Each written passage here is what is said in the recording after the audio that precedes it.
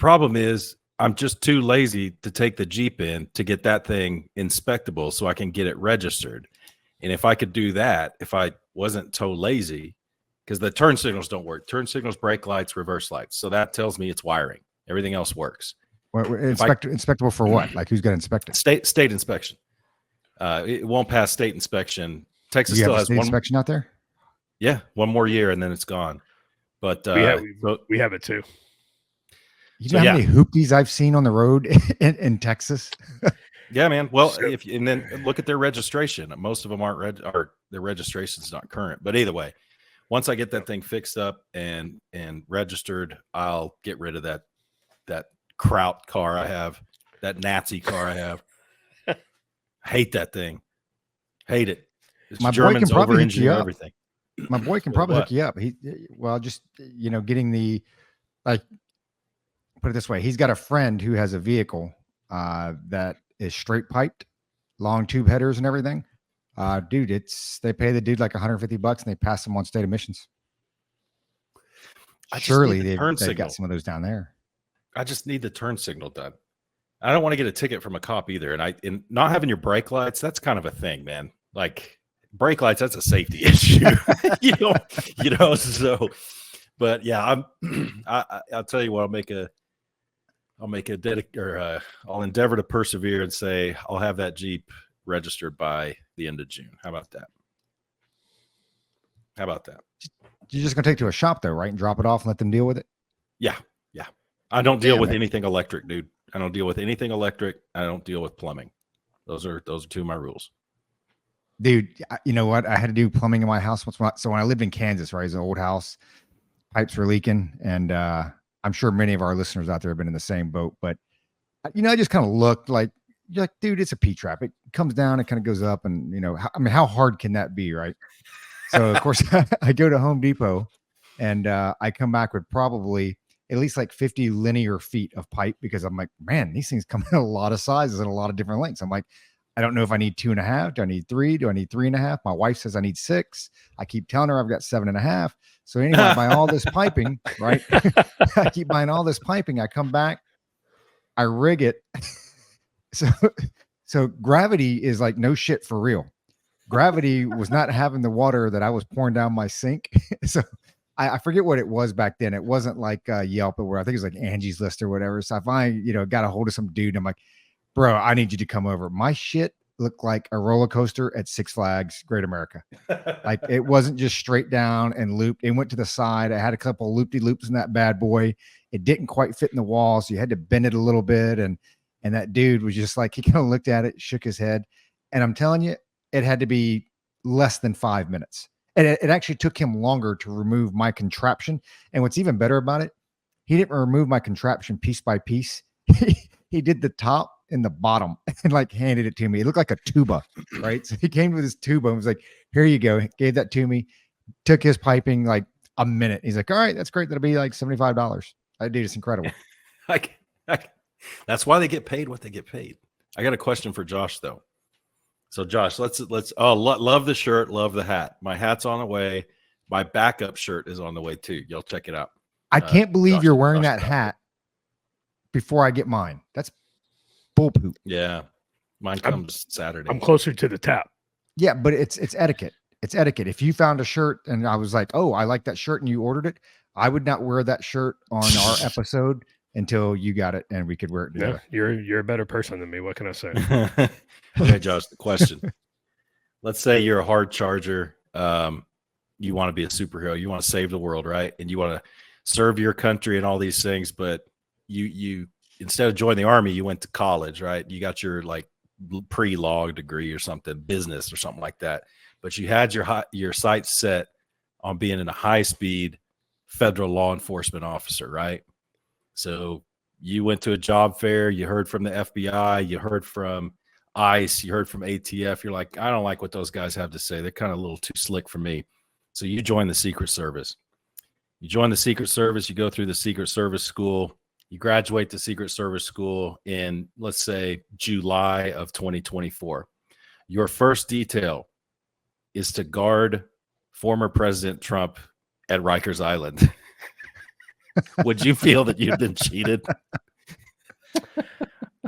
A little bit. But at the end of the day, dude, think about the book I could write afterwards. Think about all the appearances on Fox News that I could do and get paid for afterwards. That's the way you got to look at it. Because there's some people about to get paid. Dude, some jurors are about to write some books. And they're going to be all over the talk shows next week. They're going to be all over the airwaves next week. I was juror number 7, and blah blah blah blah blah. And Orange Man bad. Hey, dude, that's People are about to get paid. Really not surprising, was it?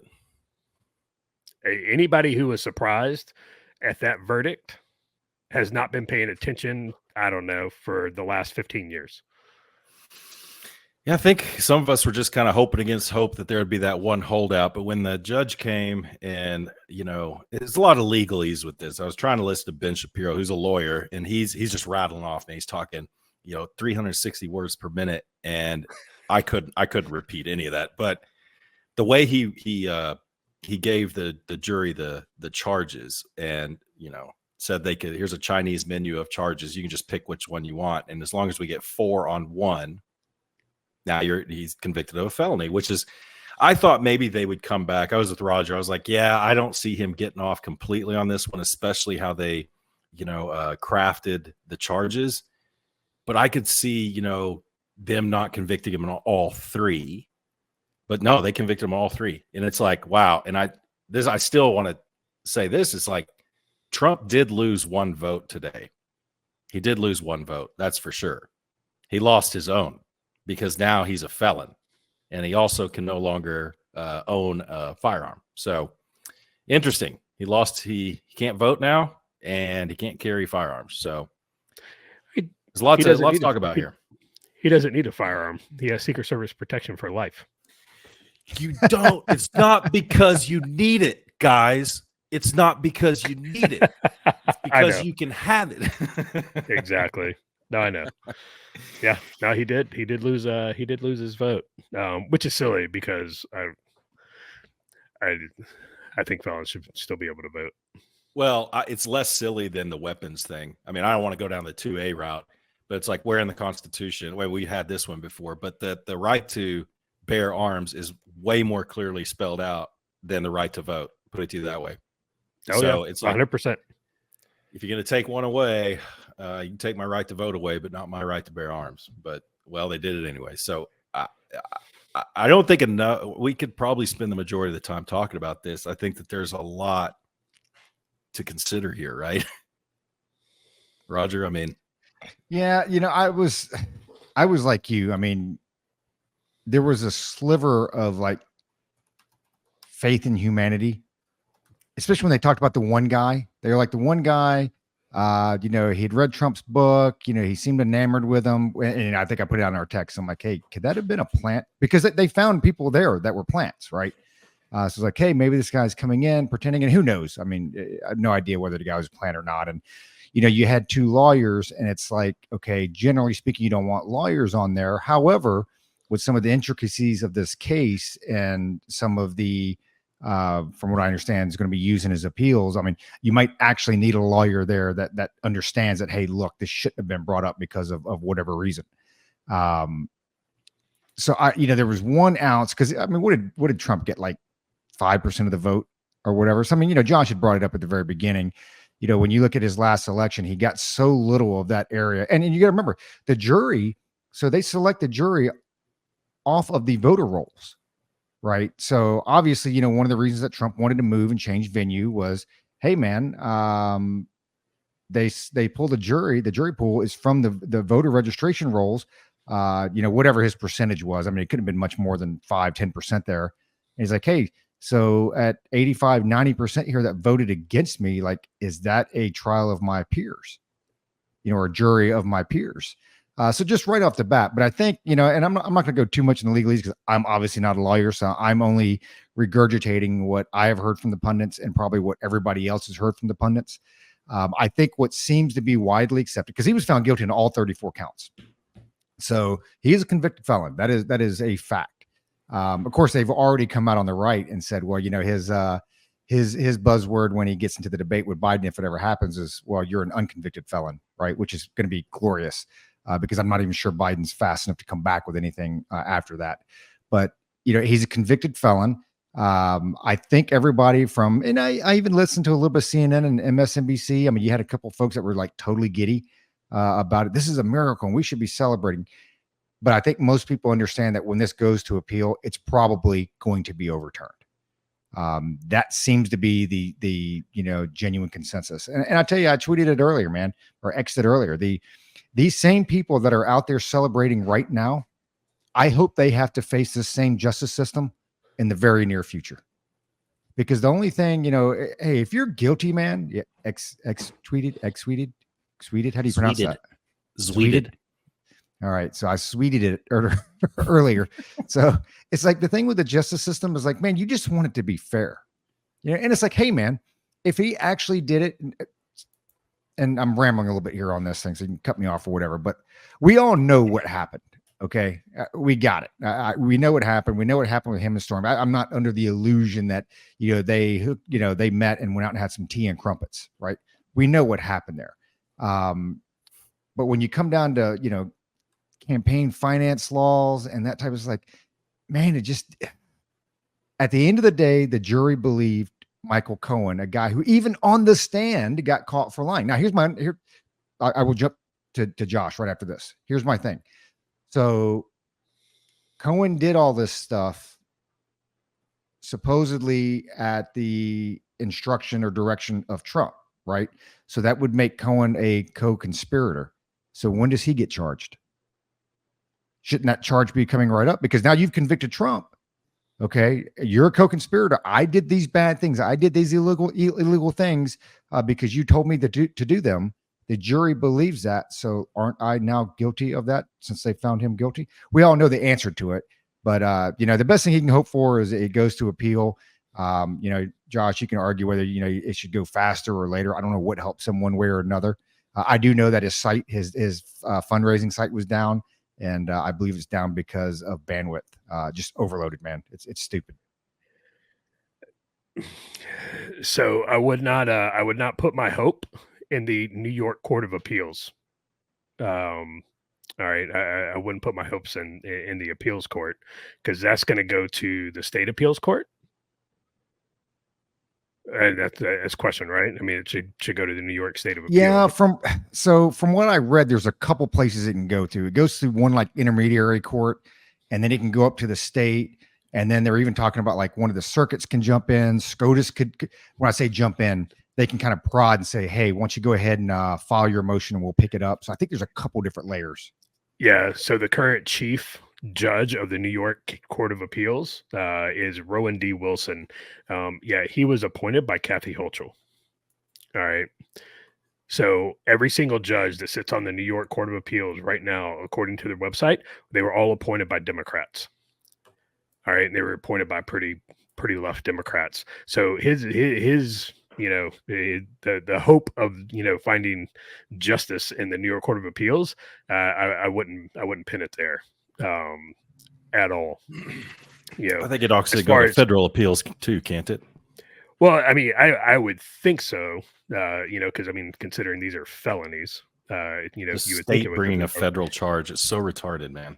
Well, I think it is too. But a lot of some of that stuff they were talking about was they were like, hey, this is a violation of a state election law, and so it's you have that state nexus there. But even though, and maybe one of y'all can look it up while I'm rambling, which circuit New York is in as far as the federal circuits and what court of appeals it would go to, because again, even the circuit courts, especially if you're, obviously this isn't the case, but if you're out in California and you're part of the nutty ninth, that's always it's the second circuit.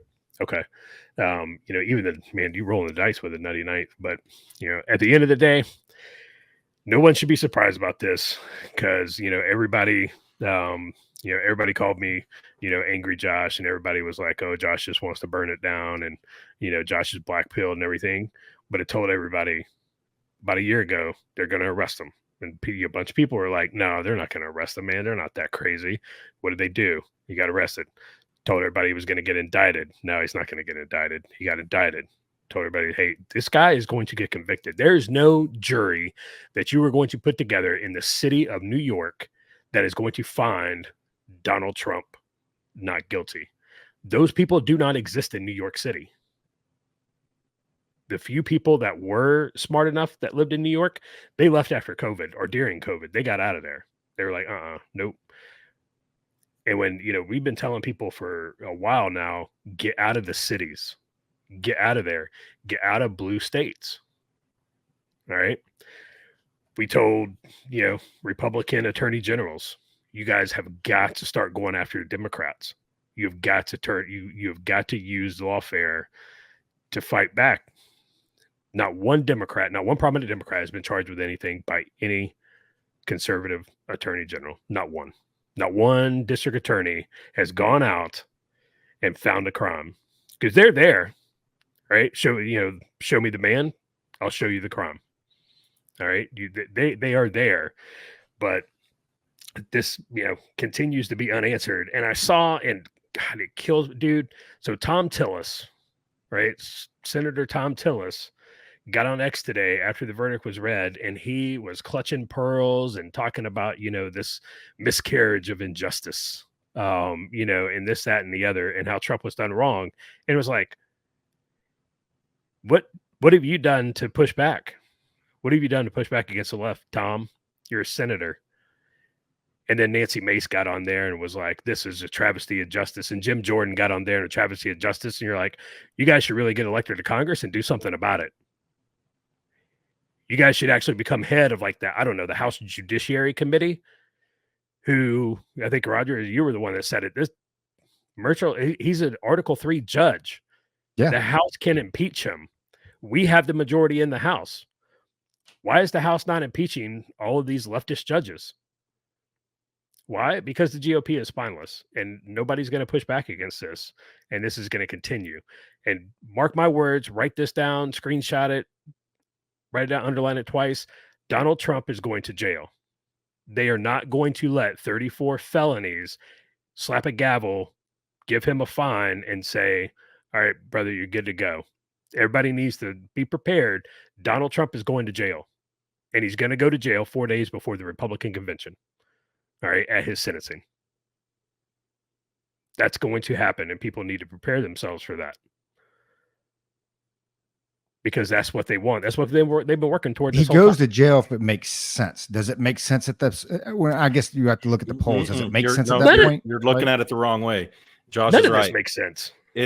Well, we tried to, while Josh was spewing his bio, we tried, and I've done this before. I've done it too many times. I try to put myself in the shoes, in the head of political strategists on the other side. And I've continuously said to myself, man, I just don't see it happening, because I don't see this as like a real win for them, right? That was kind of going on in my head. That wasn't the prime mover, but I'm like, surely they're not that stupid. But it's like, no, they are that stupid. And maybe it's not stupidity. Yes. I don't know. We can talk about that in a minute, like what this really means. But I'm with Josh on this one. Like, not that I'm against Roger, but it's like, if it makes sense. Well, I'm done making sense out of all this stuff and putting myself in their head, because whatever gives the satisfaction at the moment is probably what's going to happen. You might, back up and be whatever reasonable about it and say, well, Juan Mershon, or whatever the judge's name is, he doesn't want to be the judge who sent, the front running Republican, presidential candidate to prison. No, he does. And he's being told by everyone, no, this is what we're going to do. This is going to be in the history books, so on and so forth. So, yeah, I think that I'm looking at 1 to 4 years. Not that point. I'm looking at, and he may very well go to jail that day, right? I'm looking at it. Let me ask you this. I'm looking at it more from a polling and electability piece. So Trump, convicted felon. And let's say over the next month, right? Because he got a little bit over a month. Let's say, and I'm making this number up, it's arbitrary, but let's say there's a 5% swing because Trump is already above the margin of error in a lot of these states, according to the polls. Okay, again, polls are like assholes. Everybody's got one, but it's let's say there's another 5% swing in Trump's favor after this conviction. At that point, do they say, "Hey, look, this obviously isn't working," or they just say, "Screw it, they're going to do it anyway"? I think they're going to say screw it and do it anyway, because they'll be like, do it anyway. 100%. no, you'll see as soon as he's behind bars, man, that support's going to tumble. And you know what? Maybe they're right. I don't know. I was thinking about low information voters on the way home today, and I'm like, there's a lot of people out there who are going to hear who maybe they're on the fence, right? Maybe they would vote for Trump, maybe not. They're just kind of waiting to see. But how can a president, run the country from prison? I can't vote for that. There are people out there like that, but I don't know how many. But yeah, I don't know right now. I mean, I'm looking on X, just kind of scrolling through, and there's this we've been following her. This lesbian, she's kind of leans left, but she wrote, "I'm going to vote this time for the first time in my life. Now, not because I think it'll matter, but because I want to spite everyone else." It's like, I think that there's a lot of that. Maybe I'm wrong, but I think a lot of people are just like, yeah, this isn't right, man. This doesn't feel right. But those are people like us. I don't know about low information people. I don't know. I honestly don't know a lot of low information voters. I don't. No, and I've seen a couple of accounts like that. There's one guy out there that we follow, and he's pretty big account, and he has been consistently anti-Trump. He's like, I don't like Trump. He's obnoxious. He's too bellicose for me, right? And it's just blah blah blah. And today he was like, I hate Donald Trump, but you will have to kill me before you can stop me from voting for him. Who is it? Because he has my vote. His name is Rob Province. That's his name, Rob Province. His little handle is Educated Hillbilly. Oh, okay. All right. Yeah, he's always posting pictures of his cats and stuff. But he flat out, he was like, I hate Trump, and you're gonna have to kill me to keep me from voting for him. So I think there's a lot of people today have now been like, okay, like I'm voting for that dude, because I think most people saw it for what it was. It was a kangaroo court. It was a sham. It was something that never should have been brought, to trial. And you try that outside of New York, DC, Portland or Seattle, you don't get you don't get a conviction. I don't think. But Roger's right. Michael Cohen, right? So he's perjured himself first off, he's perjured himself numerous times. Okay. That notwithstanding, he is, and even the judge said, he has to be treated in this trial as an accomplice. All right. So he's an accomplice to a crime that you just convicted a guy on. So where's his charges? Michael Cohen should be dragged into court and charged with being an accomplice to everything that Donald Trump just got convicted of. But you're not going to see that, because Michael Cohen is useful right now. Michael Cohen is about to go on the talking circuit. He's going to be back on TV, right? And then when he is no longer useful to the regime, then maybe you'll see charges against him. Or he made a backdoor deal that, hey, I'll testify, but I can't be charged with anything I say. All right. He got immunity, in some backdoor deal with, Alvin Bragg and his 73% body fat. So I don't know.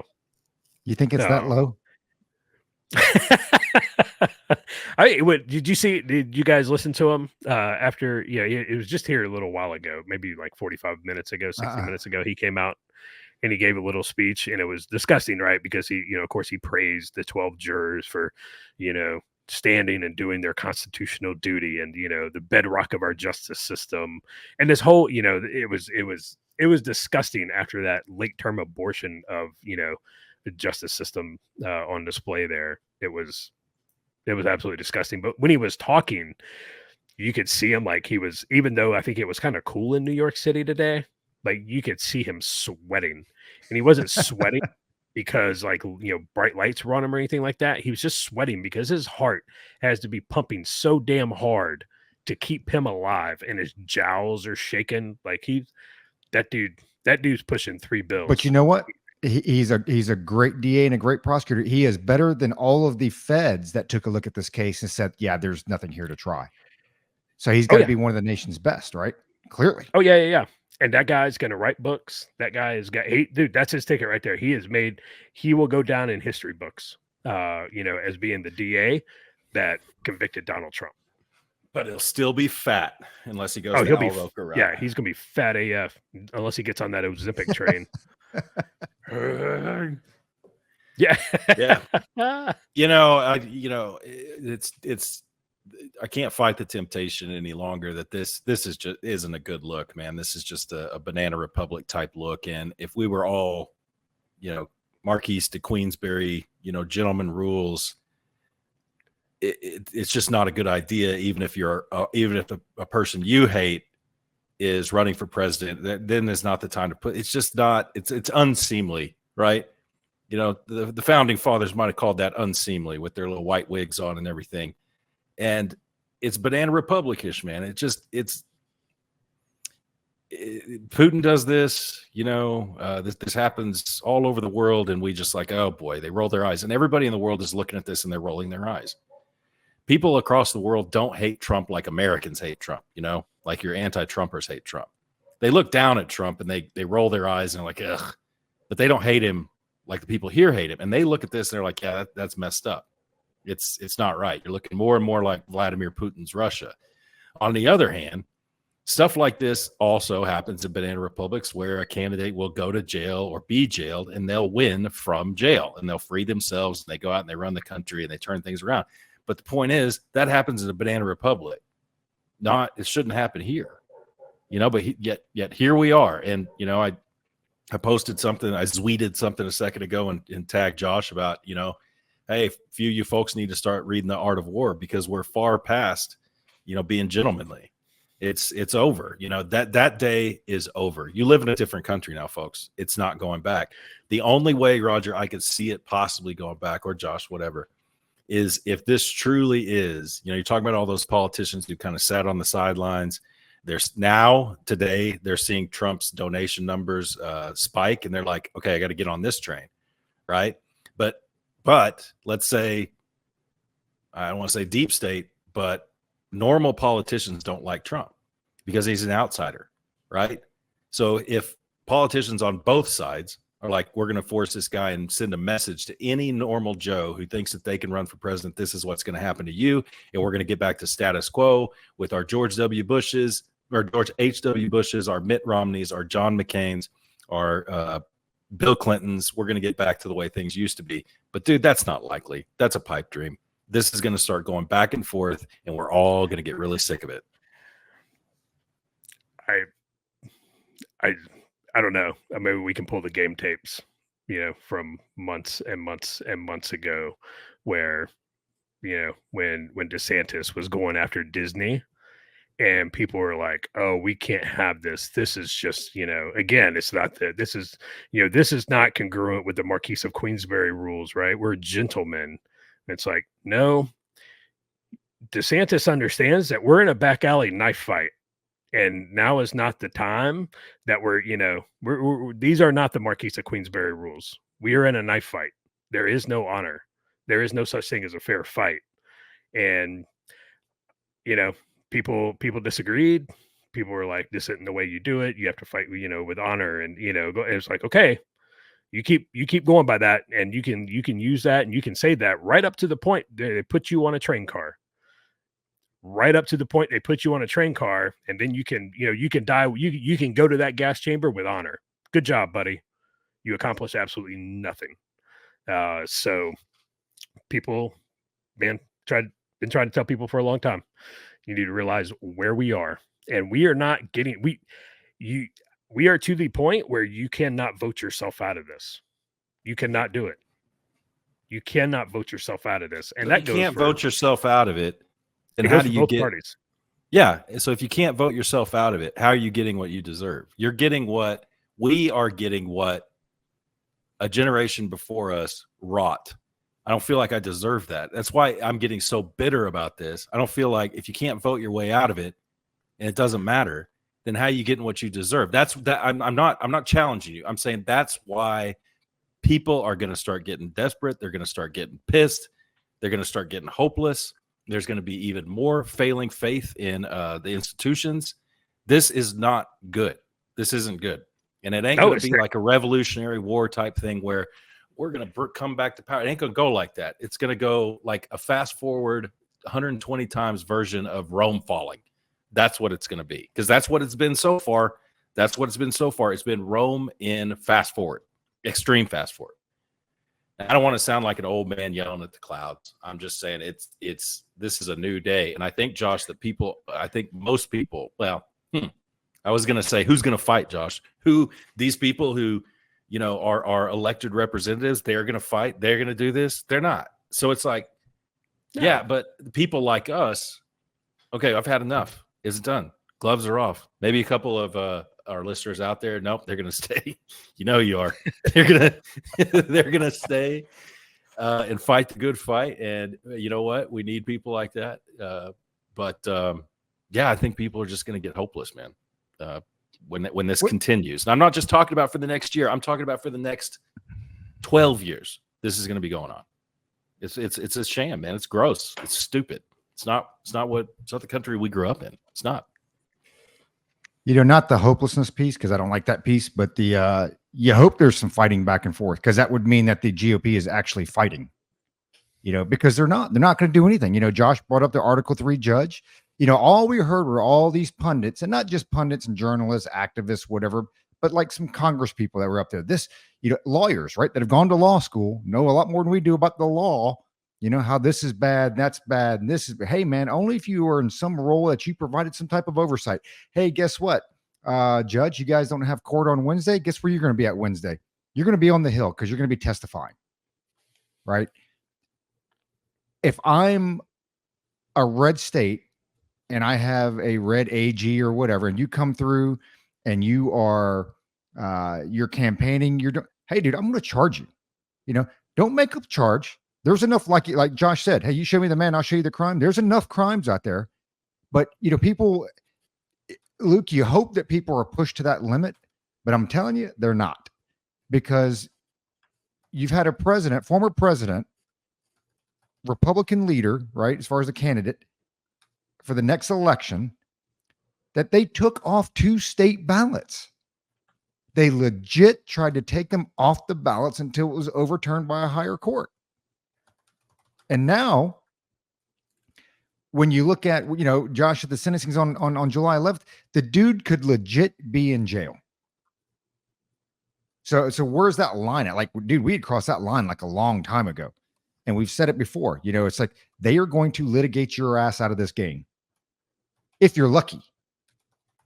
Because the next step is, like Josh keeps saying, they're going to put your ass on the train, and it's going to be legal to do that. Right. Yeah. And Josh is chatting here. Look at what, the GOP did in Ohio. You're exactly right. So Ohio's got a law, right? They passed it several years ago, and you basically have to be declared X amount of days, whatever it is, 60 days or 90 days, whatever it is, to be on the Ohio ballot. And, or you have to be declared your party's nominee. Joe Biden and the DNC convention is actually inside of that window, which means by state law, you can't be on the ballot. Now, in the past, in all fairness, I think even with Trump, they go in and they say, hey, we're going to amend it. And we're going to suspend it for whatever. Why would you do that? They legit tried to take the dude off the ballot. So I'd say, hey, you know what? Our law's kind of been in effect for several years now. You know what it is. So you'll either move your convention, you'll nominate him earlier, or you just won't be on our ballot. We still have folks out there that are bending over backwards, folks on the right, the GOP, that are bending over backwards to fight by those gentlemen, rules. The other side's not fighting that way. Right. And I'm not saying do anything illegal at all. I'm just saying you've got to use the same rules that they're using against you, because here's the deal. The winners write the rules. The winners write the laws. And then pretty soon it becomes legal to put your ass in that train car, because that's where you're going. And it goes back to what I was saying earlier before I started, rambling. It's these people that are out there celebrating. I hope they face the same form of justice shortly. I hope it's tomorrow. These are the same people that convict, they're going to, Daniel Penny. He's still waiting trial, right? Hey, dude, That guy's probably going to jail. Oh yeah. Oh dude, he's going to Rikers. There's no doubt about that. I mean, that's the reality of it. And it's like, hey, man, until you start fighting back and pushing back, but all we see, all these people on Fox News and other and on X and this and that, and they post and and you know what that does? Absolutely nothing. I would have charges brought up already against Hunter. I'd have, hey, if Alvin Bragg took a vacation to my state 2 years ago and I'm within that statute of limitations, hey, bro, time for you to come back, man. Here's your indictment. Because until you start doing that, they won't stop. And they continue doing it because they're the bully and you haven't punched them in the face. It's the, turn the other cheek. It's okay if I'm just, because I'm like Luke, they call it mirror image fallacy, right? Where when you look at your enemy and you look at your opponent or the other side, you say, hey, this is what I would do in that situation, yada, yada, yada. The reality is, no, you wouldn't, because you would never be in that situation because we wouldn't put ourselves that way. They're already there. So that mindset, and Luke's, he's spot on with it. We got to get away from that. Hey, this is what I would do. It's like, no, they're crazy and they're out to win. That's the reality. Win at any cost. Right. And these people will sit out here. And I saw on NBC, the guy was giddy and this and that, and everybody's celebrating. They're going to party like it's 1999. And tomorrow you're going to pay $4 a gallon for gas. And tomorrow you're going to pay $5 a gallon for milk. And tomorrow you're going to pay 27% interest on that credit card. And tomorrow you're going to pay 7.5% on that mortgage rate. That's reality. And tomorrow your overall cumulative inflation is going to be 22% since Joe Biden took office. That's the reality. So keep partying, keep celebrating, pop those damn champagne corks and this and that, because tomorrow, I forget who said it. I think it may have been, I think it was a basketball player. It's like, hey, tomorrow you're going to wake up with your same shitty life. I hate to say that word, but actually I don't. I like the word. I just can't say it on this show. But that's the reality. These same people that are celebrating, it's like you're going to wake up tomorrow and see, here's what happens. These same people, and I'm going to throw Chase Oliver's name, and they were the Libertarian Party. These same people, right? They're going to go down this road, and then in 5 and 10 years down the road, they're going to be like, what happened? What happened? How did it get this bad? Dude, it got this bad because you voted it in. You wanted it to get this bad. And that's the reality of it. All I can tell people is, first off, get to a red state. Get to a red city in a red state. Because at this point, there's red states where they've got some pretty blue cities. Mine included. Even in Florida, they're charging that kid. I think he was 16 years old, 16 or 17. He did a burnout on the pride flag that they painted on the street, and then they get upset when people drive over it, right? Yeah. So he did a burnout on it. So the city of St. Petersburg, they're charging him like they're trying to charge him with a felony because it was over $1,000 worth of damage because they had to go back and repaint it, and it cost over $1,000 to repaint it, which it didn't. But they're saying it did. Now they can charge him with a felony because of the dollar amount. And and wait till the hate crime comes up on it, right? I mean, they'll probably tack on a hate crime with it too, right? And the hate crime, and I got to go back and look, but I think there's there's mandatory sentencing for hate crimes, and so some 16, 17-year-old kid, doing a burnout on a pride flag because I don't understand, but alphabet people have to make it their identity, and they got to let everybody know that that they're gay AF.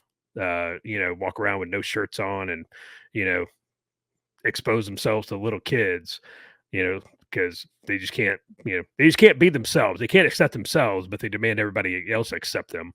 So some 16, 7-year-old kid, his life is ruined, because, he made a bad decision to do a burnout on a pride flag. So, they're going to go after him because St. Pete is a blue city. Hopefully, Ron DeSantis steps in and, pardons them. That would be the best thing that would happen, but it's not enough to get to a red state anymore. You got to get to a red city, a red town, a red county within a red state. And at this point, balkanizing is the first thing that needs to happen. And it's kind of happened naturally during COVID anyway, but if you're still in a city, you're stupid. If you are still in New York, LA, San Francisco, any of these blue cities, I'm telling you right now, you're an idiot. Get out of those places If you're in a blue state, get out. If you can, because at the end of the day, your freedom and your life depends on it. I'm with you if you can, right? If you choose to stay there and you have the means to move on, and you choose to stay and you're not like-minded to a jury of your peers, I mean, if you can, get out, man. If you're staying, this is where I'll side with Josh. If you're staying, man, you probably get what's coming to you, man. You're taking that risk. If you put it through your risk analysis, and you're like, yeah, it's worth the risk. Okay, well, realize, these are the consequences, because yeah, jury of your peers, bro. Josh is right. I don't know why y'all still have so much faith in the legal system. I certainly don't. It's like, that's one of the reasons I've gone back and forth with you guys. I think we've talked about it on the podcast. It's not that I believe the death penalty is wrong. I'm just against our country employing it because our justice system is so incredibly effed. Do some people deserve to die for their crimes? Sure. But I'm not going to trust our justice system with my life. I'm not going to do that. Judged by 12, what does that even mean anymore? At least you're still alive, I guess, in prison. When they said what do they say? I'd rather be judged by 12 than what is it? I'd rather be carried by 6. Carried by 6 then. No. Well, these days, I'd rather be carried by 6 than judged by 12. Ask Trump what he's thinking about that right now. Yeah, but judged by 12 than carried by 6. It's a sham. And this goes back to it further back than just the Trump thing, right? It's not a realization we're making today. It just underscores the realization we've made, we've been making for a while. Look at the January 6ers. The folks that were held without charges, without anything for so long. I mean, that's wrong, man. That's not our system. That's not the way it's supposed to work. Their civil rights are violated, regardless of what you think about what they did. It's a sad state of affairs. And I was kind of clarifying with Roger when I was saying hopeless. I chose my words poorly because I'm talking about like faith in institutions. There is no more faith. It's different than hope. It's just our institutions just crumbling around us. You heard Josh haranguing on the police in the last episode. I guarantee you Josh was running around in his neighborhood playing cops and robbers back in the day, and he was probably always the cop because that's back when Rockford was running around. Rockford and Magnum PI, and we all love the cops. But now the faith in those institutions is crumbling down, and not just the police, but the justice system, our elected representatives. It's just, where's the faith? And the only thing that really keeps a society at bay, keeps the true mob at bay, is a faith in the institutions or fear, right? Because I mean, think about it. If everybody in the city decided we're going to get all the cops no matter what, the cops can't stop it. They can't. There are too many people. There are too many people really for the military to really stop an all-out assault by the people. They're not going to stop it. So it's the faith in the institutions or the fear of consequences that keeps people at bay. And those things are going away. So you're removing barriers for massive civil unrest and real balkanization.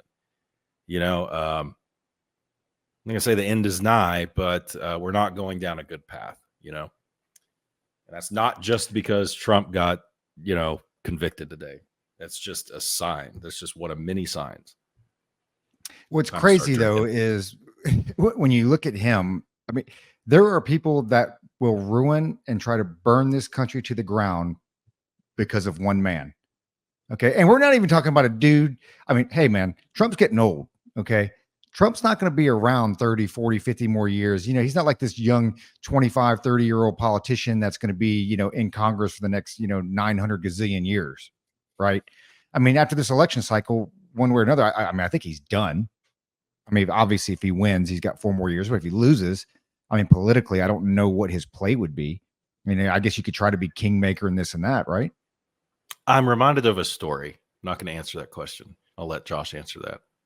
As far as what's next, but I'm reminded of a story. It's an old story about a son with the father and the mother. The mother was loved her son very much. The son loved his mother. They had a really great relationship, and the father was just awful. He's alcoholic, beat him every day. The son hated him with everything. So one day the mother dies. The son doesn't shed a tear. You know, goes on, still abused by his father. His father's awful to him in every possible way. When his father dies, the kid cries uncontrollably. He's unconsolable. So why? Why did he not cry with his mother, but he cried with his father? Because the kid was so driven by hatred of his father that now that hatred's gone, now what do you have? You have nothing. You know, you're missing something. So that's what I worry about, Rogers. Like when that hatred of Trump is gone, you think that's going to be redirected somewhere else, whether that's Ron DeSantis or whomever that is. They cannot let this hate go. It's too much. They've grown too accustomed to it. So they can dance on Donald Trump's grave all they want, but once he's gone, it boils down to what we said about the media, right?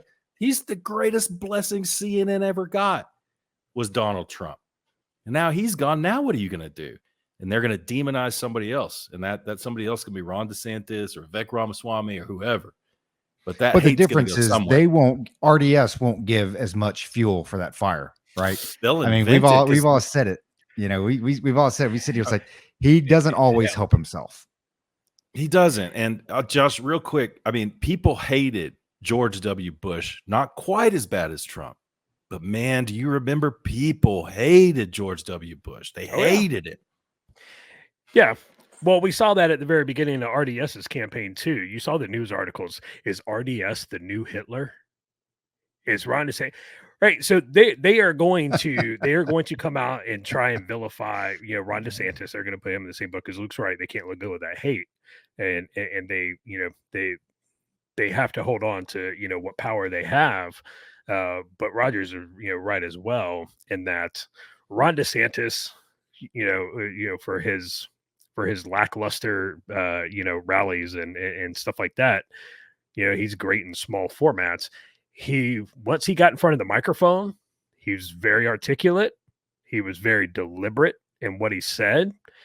Even when he was, you know, even when he was up there freestyling a little bit, he didn't go off. He didn't say wazoo stuff that, you know, the media could, you know, turn right around and use against him.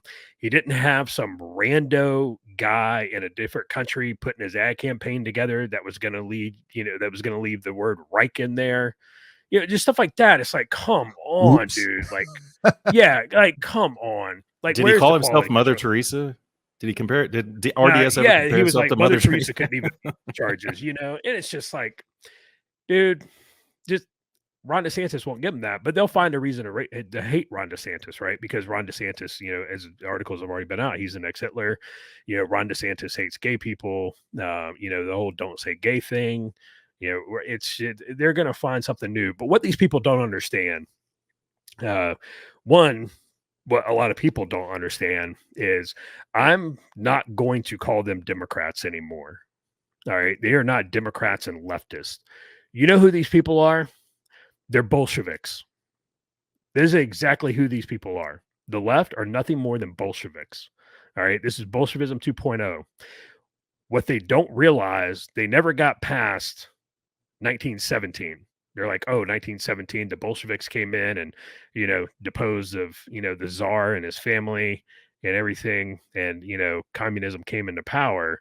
What they don't understand what happened is in the, you know, 1922, 1924, and then in the late 20s and early 30s, guess what happened to, you know, once Stalin came into power, after Lenin tried to marginalize him, once Stalin came into power, you know what Stalin did? Stalin looked around him. He was like, there's too many power hungry people around me.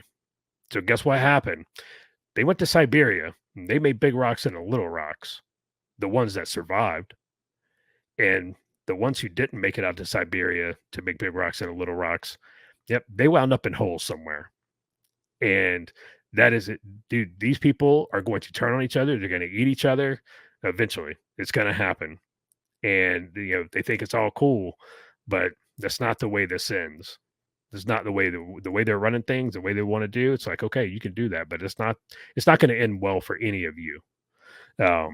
So yeah, but I don't know, man. We'll see what happens. No, you think he's going to jail on the 11th, which could happen. Luke, what do you think? 100%. On 11 July with the sentencing, does the judge send him to jail? I mean, he can do anything. I'm calling it right now. He's going to jail. They can literally send him to jail. They can say you're, you know, it's time served. They can suspend it. I mean, there's a million things. He can do anything. Okay, the gambit's there. It seems They like I want the heard mugshot. They want to before the see. RNC. Yes, 100%. That judge is going to sentence him because they want the mugshot. They want to have it on the news because that loop is going to play for a long time of Trump walking out of that courthouse in handcuffs on his way to jail. They are going to perp walk his ass out of that courthouse in front of the world. That would be a bold move because, like, what he's convicted of, they don't. I mean, that's. I'm not saying it's not going to happen. I'm saying this that whole would be thing's a bold move. This whole thing, this whole sham's a bold move, man. I just I don't think this is that. Just if you're right, that just further underscores that is not a good look, and it's not going to help the Dems at all. And the fact that they think it is kind of shocking to me. A couple of other possibilities is he could place him under house arrest. That's a possibility where he cannot leave Mar-a-Lago, so he has to campaign from there. You know, I say there's a 51% chance, Josh, that what you think is going to happen is going to happen. So I was like, yeah, probably more likely than not. But I do think that there's a chance that it could be either commuted or it could be house arrest or it could be something like that. There's a chance, You know, I don't know. Maybe this dude will, who knows? But like Roger was saying, maybe there's some stuff going on in the background where if Trump like gets this huge bump, it's like, wait, you know, maybe. But I still think, Josh, more likely than not, I don't know if he's going to be perp walked, but I do think the sentence, it's highly likely that sentence will start before the RNC convention. The sentence for Rikers or wherever he's going to go in New York. Because it's like, whatever. We'll see what the appeals and all that stuff looks like, because that's a whole thing, that appellate court and all this stuff. But from what I'm seeing, it's 1 to 4 years. 1 to 4 years is probably, if he gets time, that's what it'll be. 1 to 4. Probably so, 4. Yeah. Josh, so knowing, you know, obviously he's convicted felon, looking at it from our perspective, and if you were to have the Democrat playbook and you could draw that out, what should happen? What should the sentencing be? Or should they push it out? What do you think? And I'm thinking I'm a Democrat. Okay, here's what you're a Democrat strategist. Okay. All right. So I'm a Bolshevik strategist. Dude, I want him in jail. What is the maximum sentence that I can give him? All right. What is the maximum amount of time? Let's say all those, those 34 felonies that he is now convicted of. Let's say, the maximum sentence I can give him is 20 years in prison. I am sending him to prison for 20 years. I am going to send him to prison for 20 years because here's what's going to happen. This election, you're okay. You can go elect him, but he's in prison. Okay. So, I mean, he can't go occupy the White House because he's in prison. And after a year from now, nobody, if not, let's say he's in prison, he's not elected. A year from now, nobody's going to give a shit about Donald Trump. Let's face it, the American public writ large isn't going to care about Donald Trump, because we are going to be, we're going to be neck deep in a war in Ukraine by then.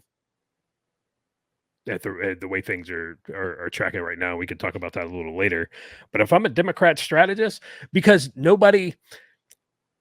Donald Trump has been attacked since 2016. Okay. As soon as he came into office, even before he got elected, Russia collusion, whole 9 yards, we watched the entirety of the U.S. government apparatus be used as a cudgel against him. All right. So he won in 2016. What happened in 2018 with midterm elections? Did Republicans, was there a red wave?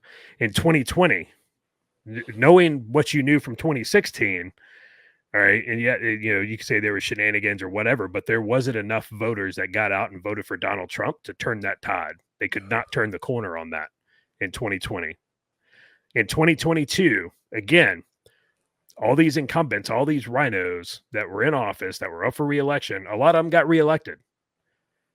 All the people who sit here on, social media and there's like, oh, I can't, this is injustice, blah, blah. It's like, okay, well, it was injustice a couple of years ago too, but you didn't take your ass to the polls and you didn't vote for your, for the Donald Trump candidates.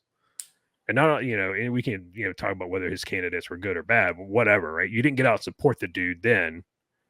So what makes people think that, all of a sudden people are just going to, flock to the polls now and help him out? I don't see it, because I'm going off of, the last 8 years, and people have talked a lot, but, Brendan Herrera just lost in South Texas to Tony Gonzalez, and Tony Gonzalez is not a pro-Trump candidate. He is a rhino, and you have Brendan Herrera, and he didn't lose by much, but what did we say? 40,000 people, 30,000 people voted in that election. There's 700,000 people in that district. Yeah, I don't even think it was 30,000, was it? I think it was less than that. It was, it was ridiculous. So, if I'm a Democratic strategist, put his ass in jail, max it out, because conservatives aren't going to the polls anyway. We'll see how that plays out. If Trump didn't have the ego he had, probably a good move right now would be to get with all the players and be like, okay, here's what we're going to do at the convention. We're going to surprise everybody, and we're going to put Ron DeSantis on the ticket with Trump as his vice president. Woo! That would be a good move. Wow. Because Ron DeSantis would win and immediately pardon Trump. But that, we all know that wouldn't truly work, because who in the name of God would want Trump as their vice president? Are you kidding me? That would be an absolute disaster. But he doesn't even have to be vice president. It's just like, you know what? We're going to do Ron DeSantis. We're going to do that. But he won't. He won't do that. Maybe Josh is right. But here's my thought. One of my thoughts, considering, is that hate Joe Biden all you want, whatever, hate him. I think that Joe Biden 16 years ago, if he was a younger Joe Biden currently in office, I don't think this would be going on. I really don't. Joe Biden is arrogant enough, was arrogant enough when he still had his brain about him to think, I can beat this guy. I can beat this guy. But what's going on within the Biden administration, we've said this since day one, nobody's really running the show. Everybody's running their little fiefdoms. And right now, I don't think Biden's making any of these calls. He's not. No, it's everyone doing what feels good, right? It feels good to do this, like Josh is saying, man, go after it, 100%, give him 20 years. It's not Joe Biden making that call. It's all his minions. It's Tony Blinken making all the calls for Ukraine. It's like no one is actually running the ship. There is no executive. There is no chief executive at the top. It's everybody doing their own thing. It's chaos. This is a product of chaos, right? I just don't think Joe Biden would be doing this if he was younger. But since he's not running the show, somebody else is making all these calls. Somebody else thinks they know better. So whatever. I mean, you can hate Joe Biden all you want, but years ago, biggest giant piece of crap as he was halfway reasonable. He's an idiot, but he was halfway reasonable. He was more of an executive than he is now. He's nothing now. It's pathetic, man. So, okay, Roger, let's say that Josh is right. Trump goes to jail. Nobody cares. Nobody turns out. It doesn't energize the base, nothing. Joe Biden is inaugurated January of 2025. What does that look like? What does that look like, my friend? What do the next 4 years look like? And you don't even have to go into foreign policy or domestic. You can go wherever you want with it. But what does it look like, man? I forget the term that he used during like the COVID winter. Remember that? You were in for like a deep, dark, whatever the heck, a winter of death or something. Winter of death. Yeah. I mean, that's what the next 4 years is going to be like. It is going to be brutal. I mean, it's funny because, and our listeners know this, that they sit there and you see it spewed every single day on a variety of media platforms, on TV, how great the economy is, how great shape we're in. And it's like, hey, and the Dow is up, man. The NASDAQ is up. The S&P is up. Those are good things. I like my 401k being up. So that's a good aspect. That is not the economy. Okay. So yeah, that's good for my 401k, but that's not the economy. When you actually dive into some of the unemployment numbers, and we talked about the interest rates, and we talked about overall inflation, and that's it's funny because we said this 3 years ago when we started this. That was the one thing with inflation, is because it's calculated year over year, and like, well, inflation is only 3.1%, even though the Fed target is 2%, right? But inflation is only 3.1%. How come people aren't happier? Because it's compounded. Well, it's calculated year over year, but when you look at the compound interest, it's or inflation, it's over 20%, right? Which has not kept up with wages month to month.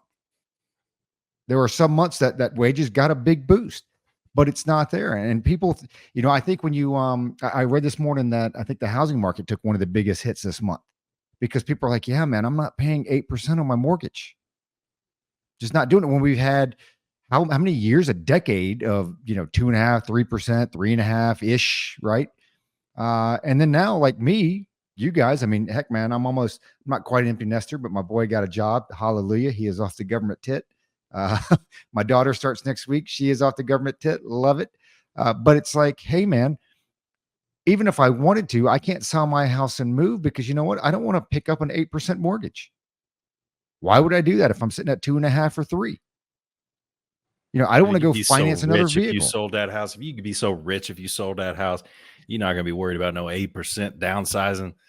Whatever it is. Roger's house, dude. Roger, I don't want to give anything away, but Roger has the nicest house in Apache Junction. Well, not really, but Roger's smart. That only takes a double wide, man. That only takes a double wide to have the nicest one in Apache Junction. I want to, brag on Roger too much, but he bought that house at the right time in a really good part of Arizona. Everything exploded around him, and I've been to the house. Josh, you've been to the house? Yep. Yeah. It's a nice house, right? It's really nice, but it's not the cheapest house in the neighborhood, right? Because they always say buy the cheapest house in the nicest neighborhood, but it's definitely not the nicest house in that neighborhood. You know what I'm saying? Like it's not ornate. It's beautiful. I love it on the inside. It's got a great backyard, but it's the ideal house in the ideal location, and you held on to it for a while. So if you were in Texas, you would be reaching a dilemma where, oh man, this property value has increased so much. I don't know if I can afford the taxes. But man, I mean, that's a testament to buying a house, a decent house in a neighborhood that you can see is going to grow. That was a good move. I'm anxious to see. I'm anxious to see what happens if you guys do decide to move. I can't wait. Well, you have to leave for that day. That's the problem is you have to leave because the area.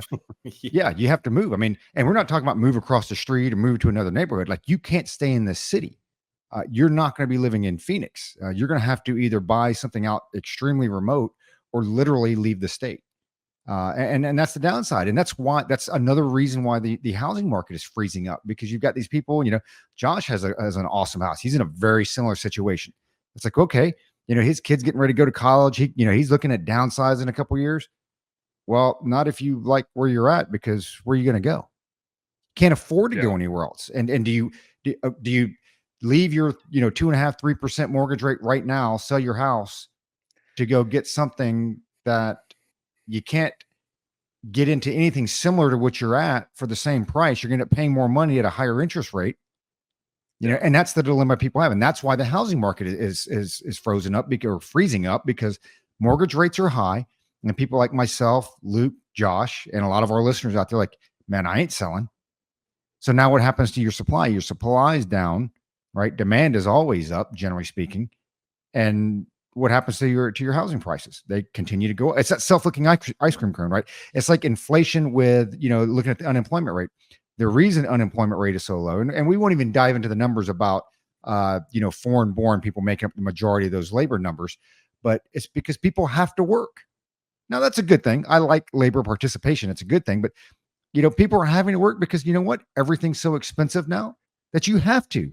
Or remember the old AOC thing? Well, unemployment's so low because people have 2 and 3 jobs, that dumbass. But that's the reality of it is like, you're getting to this point where there is no good solution. And that's what worries me. You talk about the next 4 years, 5 years of Joe Biden, you get to the point, well, here's the thing, that dude ain't going to make it another 4 years. Right. So then you're going to have to deal with Kamala. You get to a point where there is no good fix. I mean, you look at what they're doing with the student loan stuff. When you look at the interest rates, when you look at inflation, and I'm telling you right now, man, I look at the labor market daily, especially with my kids and our jobs and the things that we do. And dude, it is shaking up. It is loosening up at the lower levels. Now your senior guys are still good, man. They're rocking and rolling, guys and gals making good money. But those folks at the entry level and a couple steps above that, it's very, very tough. Very tough. So, I think it's, I think you're looking for at a very, very bleak, next 4 or 5 years. And it could take, you remember before Reagan came in, right? What were mortgage rates? They were double digits, right? We have an entire generation that has never seen that. And, my fear is Biden gets reelected. We're going to be there, man. We're not far from it. No. And he'll have a mandate. So what do you got to lose as a second term president, Yeah, exactly. So, well, in dark times, it's fun to go to the land of make believe. So I proposed a question to these guys, and it's not an original. Somebody was talking about it. It's probably Joe Rogan. I got the Rogan crush going on, but it's like the question on the whether it was Rogan or wherever it was. You could have a group of people for dinner. Throughout history, anybody who's ever lived or currently living, whatever. And language is not a barrier, and you could have dinner with these people. And I'm like, well, I like that. But how about we make it like a weekend retreat, right?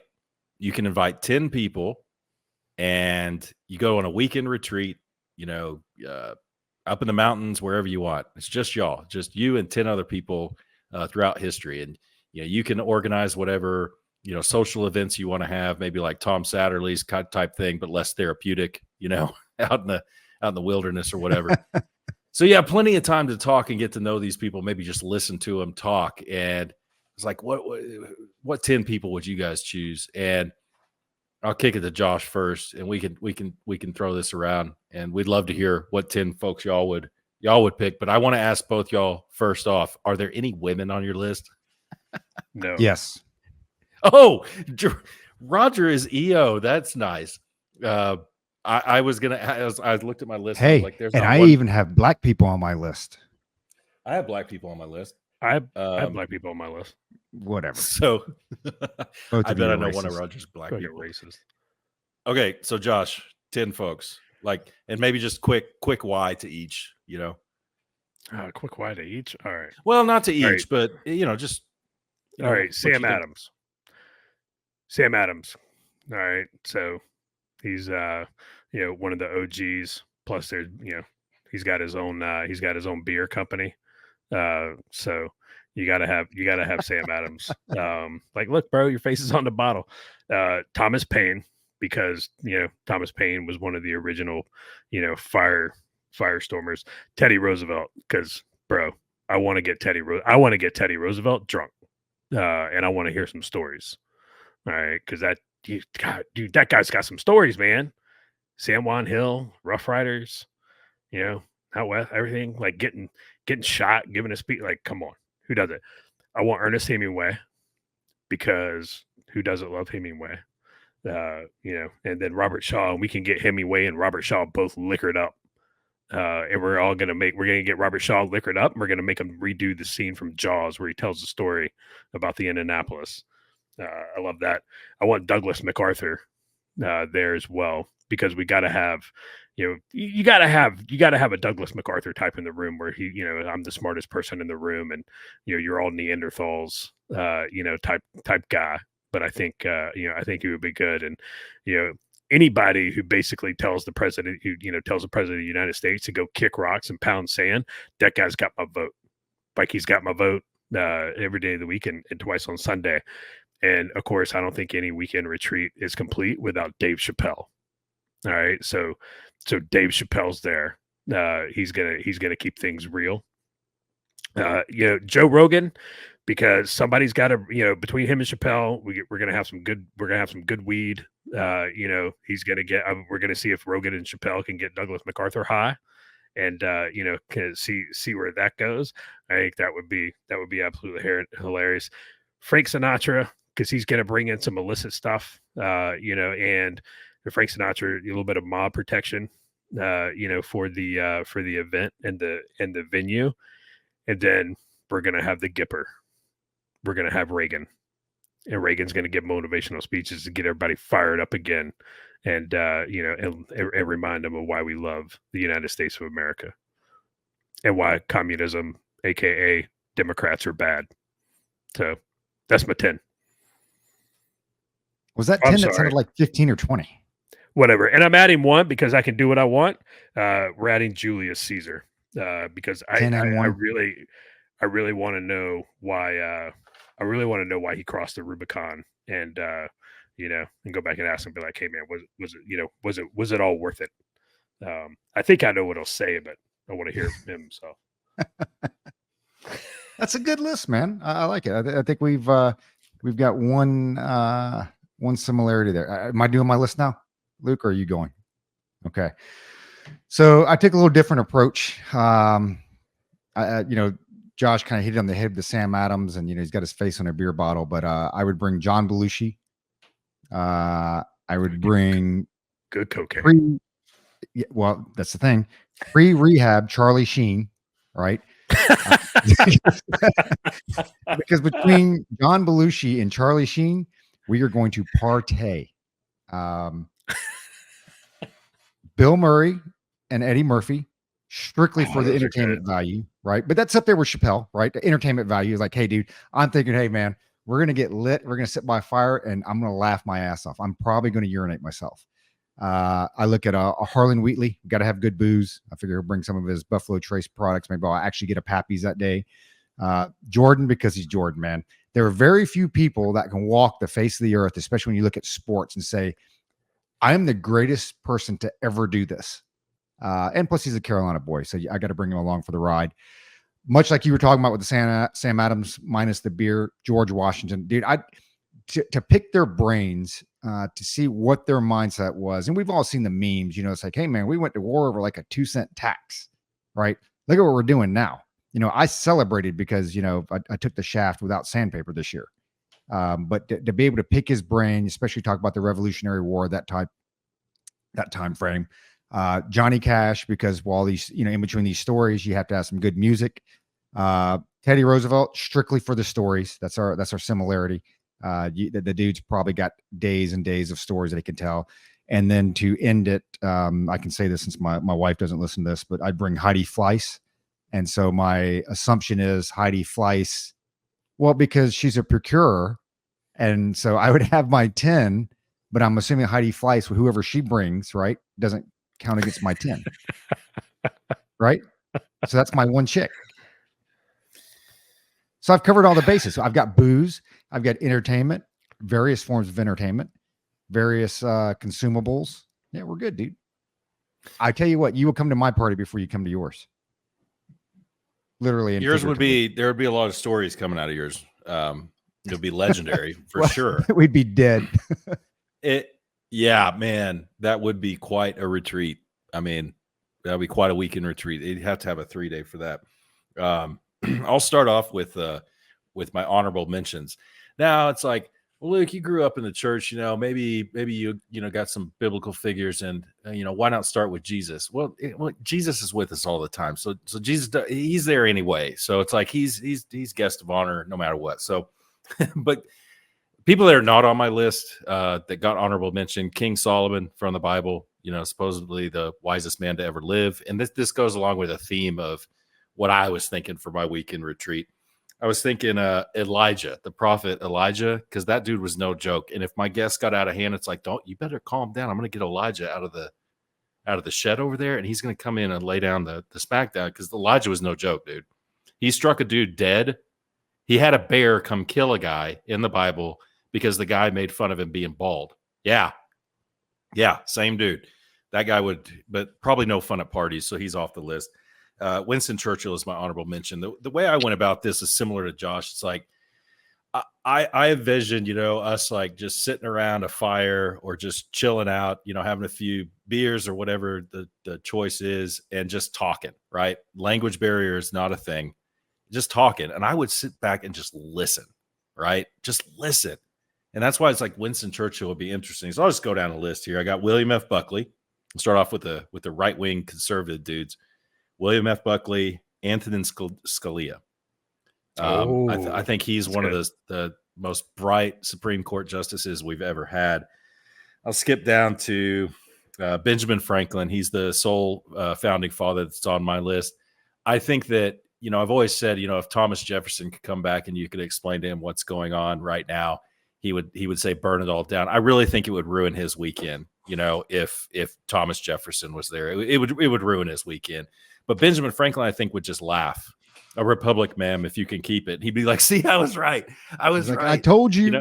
I told you. But that guy was a wild man. And I think he would bring, some good conversation, just like some lightheartedness to the thing. I put Geoffrey Chaucer on there, great storyteller, big time into self-deprecation. I think Geoffrey Chaucer wrote Canterbury Tales. Would be fun to have. Let's just jump right into Genghis Khan. I want to throw Genghis Khan into this mix. I want William F. Buckley and Genghis Khan and Antonin Scalia. I want them to have a conversation. I want to hear that. I want to hear how that goes. Muhammad Ali, Ronald Reagan. This is where I'm with Josh, Dave Chappelle, but there has to be a stipulation. Dave Chappelle, you can participate as much as you want, but I want you to write a sketch, like a whole act, a whole show on what you experienced this weekend. And I get to watch that show. I mean, It would be awesome. And the other comedian, I have two comedians, and I kind of went down the Roger path on this, is George Carlin. I think that would be a lot of fun. George Carlin is one of my favorite comedians, if not my favorite. Who did I leave out? Oh, I left out, and this is purely selfish reasons, DB Cooper. I want DB Cooper at my event because I want to know. I want to know because I bet that guy's pretty interesting, whoever he is. For those of you who don't know, DB Cooper is a guy who basically hijacked an airplane back in the 70s and asked for a ransom. He got it. They gave him like $150,000 or something. And then in between, I think Tacoma and Portland, he lowered it. He just jumped out of the plane, man, with a parachute. Dude just jumped out of the plane. They recovered some of the money, but they never recovered the body. Dude, it's an awesome story. Dude, DB Cooper is one of those guys that I hope he made it. I do too. I legit. It's one of those like, you root for the bad guy sometimes. Like it's like Alcatraz, it's like Breaking right? Bad. Yeah, exactly. It's like Alcatraz. Like, the Harlem brothers, the two brothers, and the other guy's like, I kind of hope they made it because to do something that ballsy. That's dedication, right? dude. Yeah, it's a commercial plane, and it had that ramp in the back, right? That lowers under the tail. Yeah. The steps. And for him, dude, to hijack a plane and then jump out of it at night, in a suit. Dude didn't hurt anybody. He didn't hurt anybody. And he didn't take enough. The money from the bank was covered by the insurance, and it was just like it was so audacious that you're like, bro, I kind of hope you made it. Like I really do. I hope you wound up on a beach in Mexico somewhere with your money and some senoritas and some cerveza, and I hope you lived a good life. The rest of it. And the same, the three guys escaped from Alcatraz. Like, bro, you guys jumped into San Francisco Bay at night with some rain jackets, glued together with some some shitty Elmer school glue, and tried to make a break for it. I kind of hope, dude. I kind of hope you made it, because that if you did, at least you earned it, right? You earned it. Imagine sitting around a fire and it's like Saturday night. You've already been there for Friday night. Saturday night, like DB Cooper, he's sitting over there. Think of the sketch. He almost looks like the Unabomber. He's not really saying much. It's like, okay, I'm the MC. It's like, okay, DB, time to tell your story, bro. And he starts telling his story, right? And he goes, okay, check this out. I learned skydiving in the Army, and I hijacked an airplane. And Genghis Khan is looking at him like, you did what now? And now explain to me this concept of airplane. So there would be like a lot of catching up to do if you're doing historical figures, like a what you say, a chariot that flies through the sky. Elijah's like, yes, a chariot that flies through the sky. I told all you guys, it would be a lot of fun. It would be very entertaining for sure. It's fun to think about. The ones that are still alive, right? Like Dave Chappelle, Roger listed a few of them. You can always hold out hope that maybe someday you'll run across these people, get stuck in an airport or something, actually have a conversation with them. It's possible. It's unlikely. Oh, real quick. Go Dude, ahead, so Raj. you know the DB Cooper thing. I was Googling it for a second. 5 other people have attempted copycat hijackings and they all survived. One jumped with only a reserve parachute. So they're saying that quick Google, the FBI lead case agent Ralph Himmelsbach was like, I may actually have to rethink my theory. This dude may have actually survived because of what these other folks have done. That's insane. So speaking of jumping out of airplanes, we've got a little time left here. Somebody put out the other day the autopsy report from Kobe Bryant's autopsy.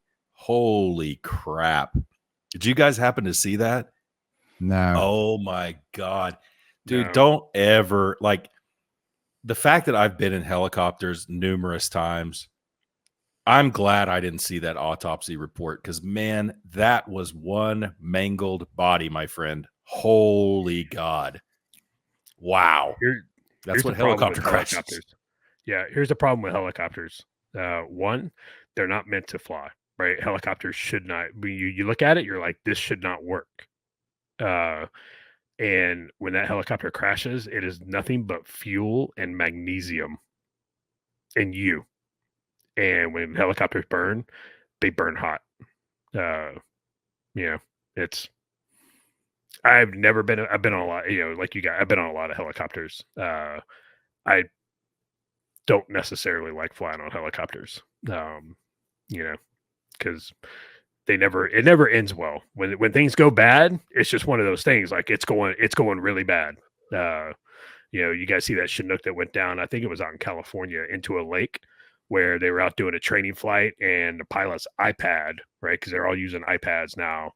It fell down at his feet and it jammed up against one of the pedals. Oh my God. And they couldn't get it out. And that thing, dude, once that 47 starts doing, 360-degree turns, that's a wrap. That's the death spiral. Yeah. Did you ever fly from Tikrit to via UH-60 at least? Did you ever fly from Tikrit to Mosul? Not in a 60. Oh, well, the fun thing to do for the pilots, I learned this one the first time, and then the second time it happened, I was like, okay, at least I know it's coming. There's a giant power plant between the Tikrit and Mosul. This thing is huge. It's bigger than anyone I've ever seen in person. It's not a nuclear power plant. It's just like a coal-fired power plant. They love to fly across that power plant. And when they fly across that power plant, it raises the helicopter in a matter of mere seconds. It raises it like 600 feet almost immediately because of the heat draft. The heat draft coming off that. When that happens, dude, I was like, okay, it's over. When we just started going straight up, I was like, okay, it's over. This is it. This is how it's going to end. And I'm like, and those of us who were making the flight the first time are all looking at each other. And the pilots, you can kind of see their heads moving like they're laughing, and a couple of them are looking, or what, the co-pilots looking back, and the guys who'd been on the flight before are all laughing at us. But yeah, that was a dirty little trick. But once you got used to it, I made that flight maybe a dozen times. Once you get used to it, it's kind of fun. It's coming. You can see that plant off in the distance. You're like, here we go. Let's watch the newbies. But yeah, that was I'm not a helicopter fan, and Josh has definitely flown on more CV-22 Ospreys than I have. You are truly taking your life in your own hands, my friend. That is no joke. Once for me. Dude, the last one I was on, we were coming back from northern Syria, and I couldn't get on the boss's bird because it was full. Because I always tried to fly the boss's bird, back and forth, and it was, even though it took a little bit longer, it was full. So I was like, I gotta roll the dice one more time. And we were coming back, and as we got, I don't know where we were, over Hasaka or somewhere, I don't know where the hell we were, but there was PKM. It was either PKM or a Dishka that started going off close enough to us, and we were flying pretty low. We were doing nap of the earth, and it was close enough that all of the countermeasures on that Osprey kicked in, went into place. Dude, that thing started juking and jiving. Countermeasures started coming out, like the inside lit up, really bright from all the countermeasures going out and everything like that. And I was just like, here we go. Like, this is it, right? This Osprey is going to turn into a lawn dart, and I'm going to wind up like all those poor ass Marines, that have been killed on those things. And when we flew back, we got back to Iraq after that. I got off that thing. I was like, I will never get on another Osprey again. I was like, I will ride the G-Lock, right? I will take 3 days to get out there. I will ride the ground convoy through northern Iraq and northern Syria before I get my ass on another Osprey. It will not happen. Wow. Oh, military aircraft. It's that military grade quality, right? It's can't argue with it. That's why, we see these commercials, and, my brother-in-law, it's like you said in the movie, you show me the I shouldn't say this. No, my wife won't listen, and neither will any of my family. About my brother-in-law, you show me the difference between stupid and illegal, and I'll have my brother-in-law arrested.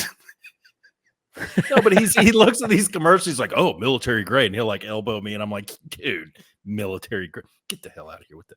So I got something came across the X real quick. I'd like to close out with this so we can get this uploaded on Rumble. Steve Deese, he's a conservative guy. He did that movie with the Possession, the Demon, pretty good independent movie with Norman Reedus from Boondock Saints. Of course, I can remember Norman Reedus' name, but not the name of the damn movie. Anyway, Steve Deese said, reminder, the day started with the NRA winning unanimously at the Supreme Court. Who could have possibly so abused the system as to make even Democrat justices side with the freaking NRA? New York State. New York State. Like Josh said, I think he's weeded it. Hey, man, everybody just hold your tongue. Don't do anything stupid. Let's see how this plays out. The game's not over. Don't say anything stupid. Don't do anything you're going to regret. Just, let's see how this plays out, man. He's not called the Teflon Don for nothing. So until next time, folks, keep your canteen cups full of whatever you drink and tightly secured.